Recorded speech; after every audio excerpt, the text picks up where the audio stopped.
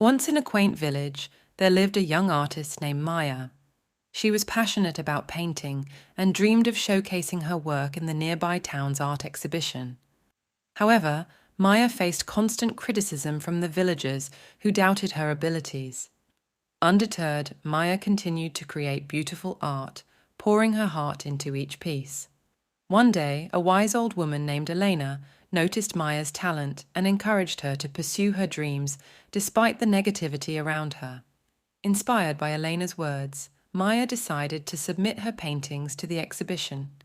As the exhibition day arrived, Maya's artwork stood out among the rest. The vibrant colors and unique perspectives captured the hearts of the viewers. Surprisingly, Maya won the first prize, leaving the villagers in awe.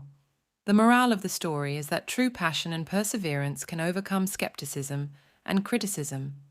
Maya's journey teaches us not to let the opinions of others hinder our pursuit of dreams. It's a reminder that believing in oneself and staying true to one's passion can lead to success and inspire others to follow their own aspirations. Thanks for watching One Stories.